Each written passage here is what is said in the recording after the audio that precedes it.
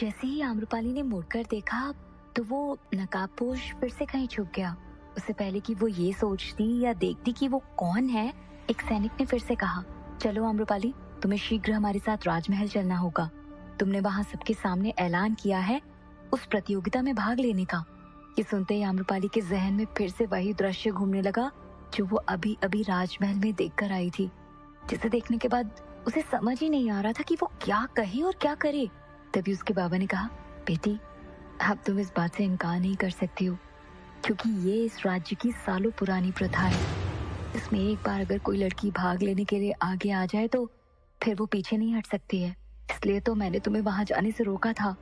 हाँ बाबा, मैं अब समझ गई हूँ कि आपने क्यों मुझे रोका था, लेकिन मेरी हिम्मती पर पत्थर पड़ गए थे कि जो मैंने आपकी बात नहीं मानी और वहां चली गई।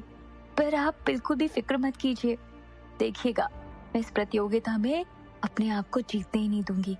वैसे तो ये कहते हुए उसे बहुत अजीब सा डर लग रहा था, लेकिन वो अपने इस डर को अपने बूढ़े पिता के सामने बयां भी नहीं करना चाहती थी, इसलिए वो चुप रही।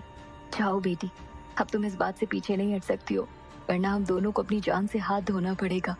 पर याद रखना, तुम एक सैनिक की बेटी हो जो इतनी आसानी से हालात से समझौता नहीं कर सकती है, महानमन ने मायूसी भरे अंदाज में कहा।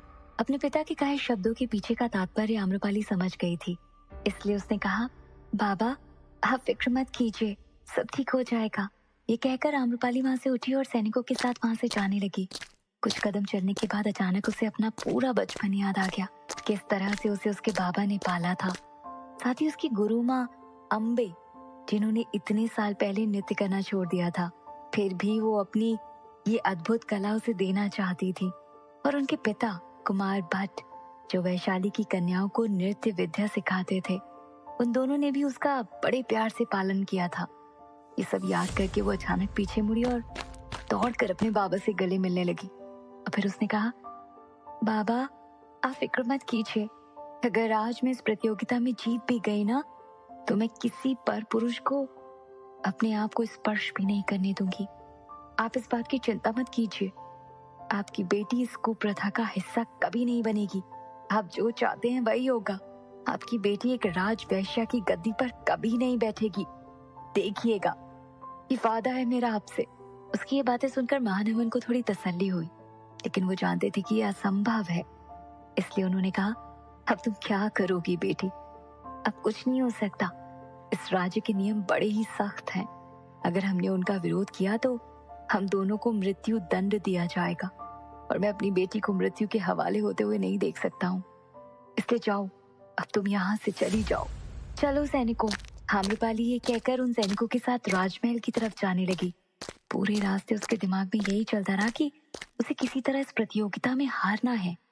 हालांकि उसके मन में अजीब सा डर था, लेकिन वो इतनी बहादुर और निडर थी कि वो अपने इस डर को किसी के सामने बयां भी नहीं कर सकती थी। कुछ ही देर में वो सैनिक के साथ राजमहल पहुंच गई। चारों तरफ सुंदर सजावट के साथ ढोल नगाड़ों की आवाजें आ रही थी, और जैसे ही उसने राजमहल के मुख्य द्वार पर कदम रखा तो सबसे पहले वहां आई बाकी नृत्यकियों की नजर उस पर पड़ी। उसके खूबसूरत चेहरे को देखकर तो उनके जैसे होश उड़ गए। उसे देखकर उन्हें उससे ईर्ष्या होने लगी, इसलिए वो आपस में कुछ इस तरह से बातें करने लगी। आ गई आम्रपाली, कितनी सुंदर है। इसे पाने के लिए तो वैशाली के पुरुष आपस में एक दूसरे का विरोध करने के लिए तैयार हो गए थे, इसलिए तो आज इसे देखने न जाने कितने लोग यहाँ आए हैं। इसी के बारे में चारों तरफ चर्चाएं हो रही हैं। दूसरी तरफ वहां मौजूद पुरुषों में कुछ वो पुरुष भी मौजूद थे जो आज बाजार में उसके लिए लड़ रहे थे, और उसे देखते ही उन्हें ऐसा लगा जैसे जैसे कोई अप्सरा देख ली हो। तभी उनके बीच भी यही चर्चा हो रही थी, देखना आज तो यही नगर वधू बनेगी और फिर हम सबके अरमान पूरे हो जाएंगे। दूसरे आदमी ने आम्रपाली की तरफ इशारा करते हुए कहा, हाँ भाई, तुम बिल्कुल ठीक बोल रहे हो, सच में कितनी सुंदर है ना ये सब बातें आम्रपाली के कानों तक पहुंची तो उसे ऐसा लगा मानो उसके कानों में कुछ तीक्ष्ण कटाक्ष चुभ रहे हों।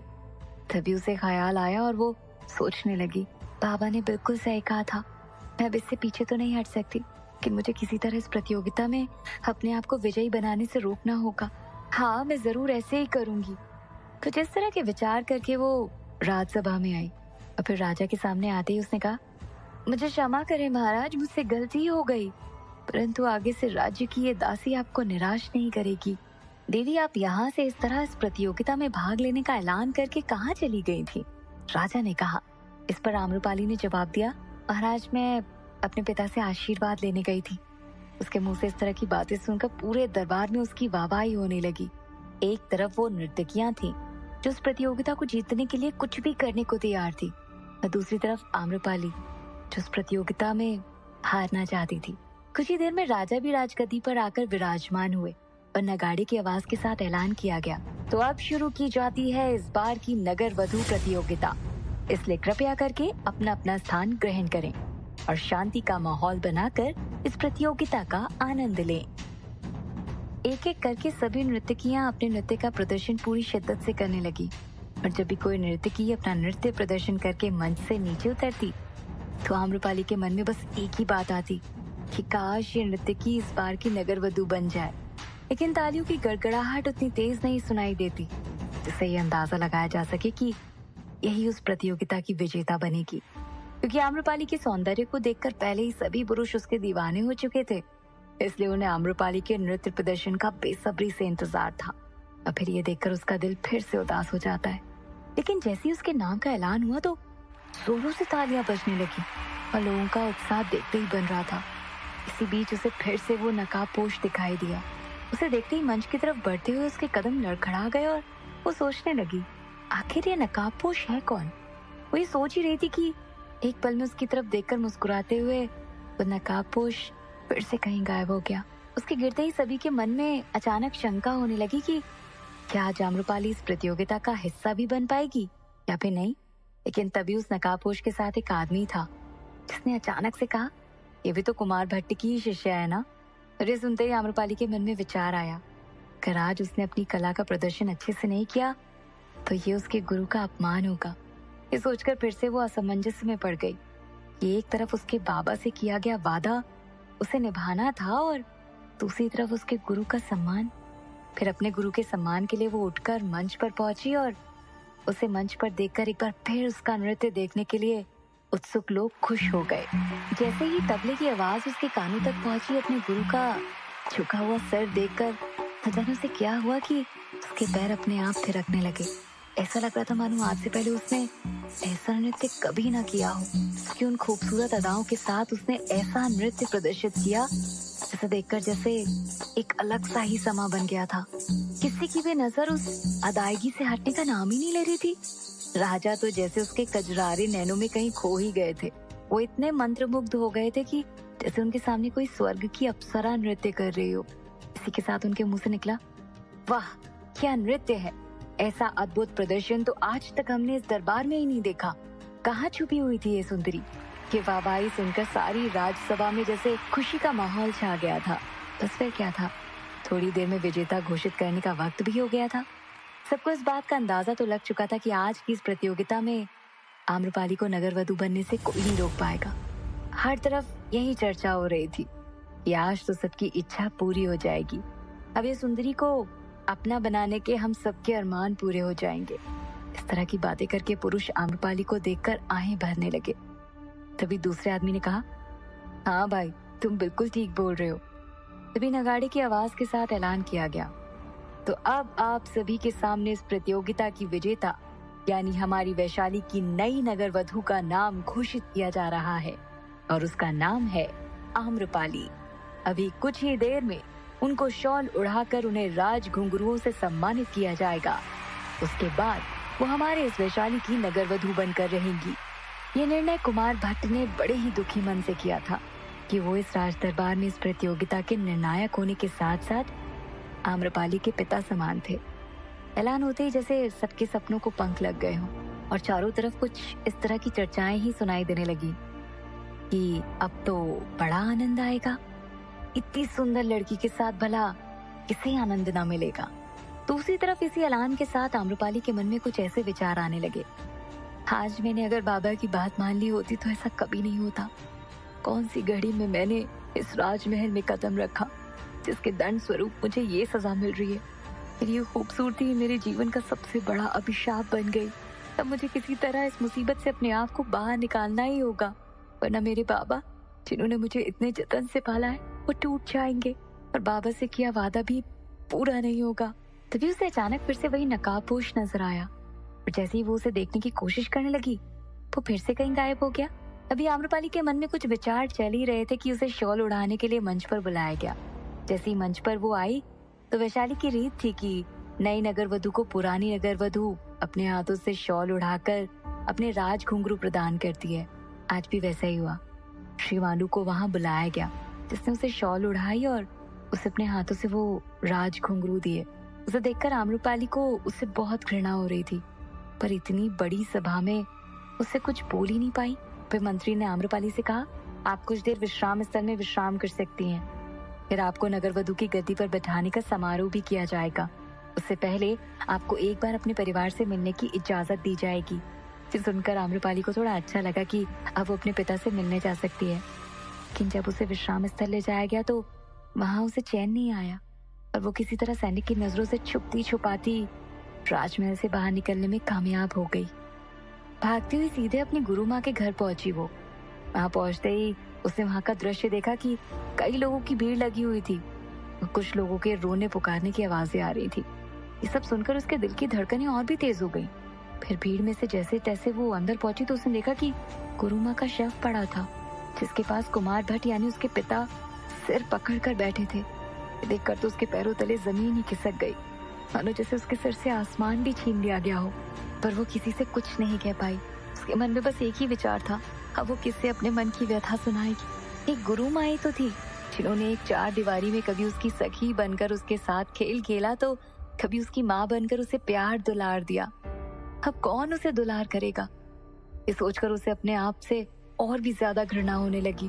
तभी उसके बाबा ने उसके सामने आकर कहा, अनर्थ हो गया पुत्री, तुम्हारे नगर वधू बनने की बात तुम्हारी अम्बे माँ के कानों में जैसे ही पड़ी तो वो इस सदमे को बर्दाश्त नहीं कर पाई और उन्होंने अपने प्राण त्याग दिए। ये सुनते ही जैसे उसका तो सब कुछ खत्म हो गया।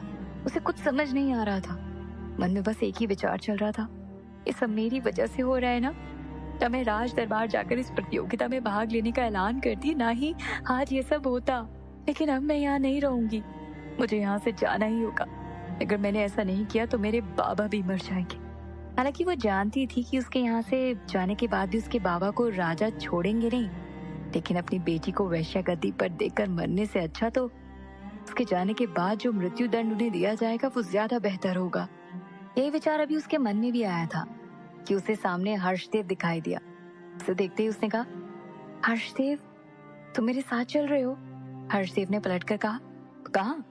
इस तरह तुम इस स्थिति में कहाँ जाना चाहती हो?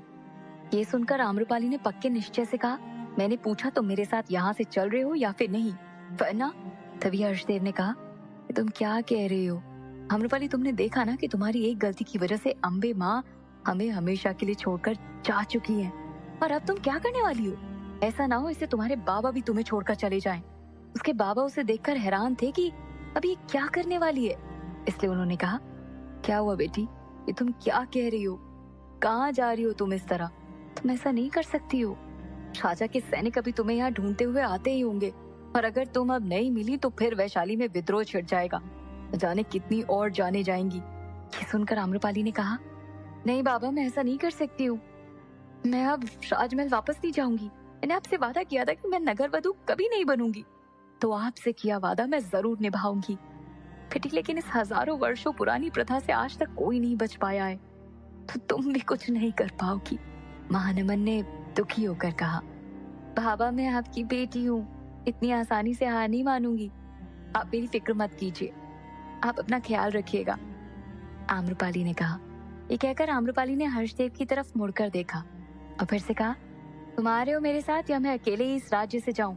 उधर राजा अपने मंत्रियों के साथ जब नई नगर वधू की गद्दी पर आम्रपाली को बैठाने की चर्चा कर रहे थे तो एक मंत्री ने कहा, महाराज, आज की प्रतियोगिता में इतनी अच्छी अच्छी नर्तकियां थीं जिन्होंने अपनी कला का बहुत ही अच्छा प्रदर्शन किया, परंतु आपने आम्रपाली को ही इसका विजेता क्यों घोषित किया? तो महाराज ने कहा, मंत्री जी, आम्रपाली का नृत्य ही अच्छा नहीं था, बल्कि उसे इस प्रतियोगिता का विजेता बनाने की वजह कुछ और भी है। ये सुनकर वहाँ बैठे सभी मंत्री हैरान हो गए और विचार करने लगे कि ऐसी क्या वजह हो सकती है कि महाराज ने आम्रपाली को नगर वधू के लिए चुना। तभी महाराज ने सबसे कहा, आप लोग चिंता ना करें, वक्त आने पर आपको इस वजह के बारे में अवश्य बताया जाएगा।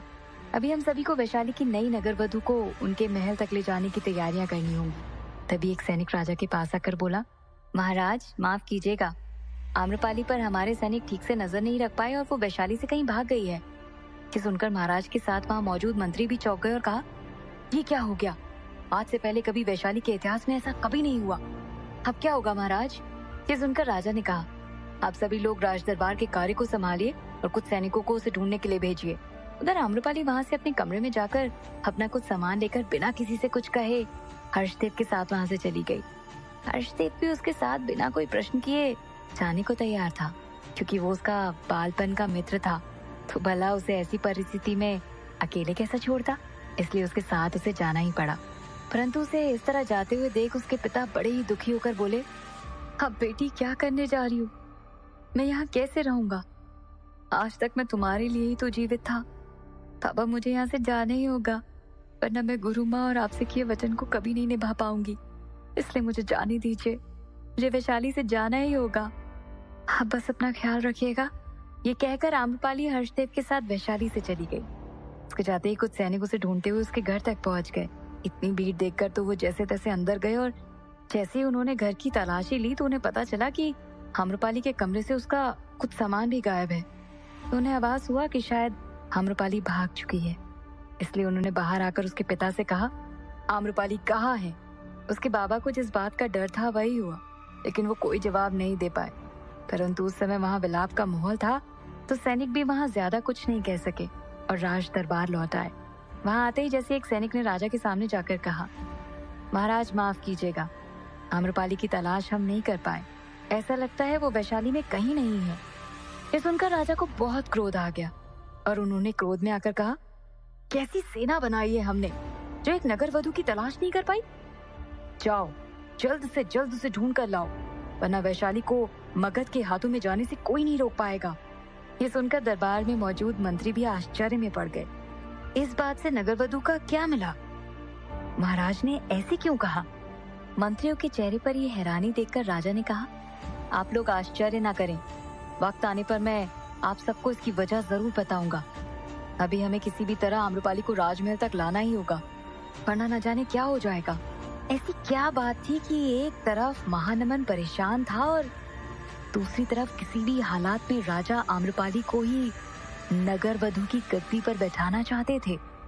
तो क्या आम्रपाली को ढूंढ पाएंगे सैनिक? जानने के लिए सुनते रहिए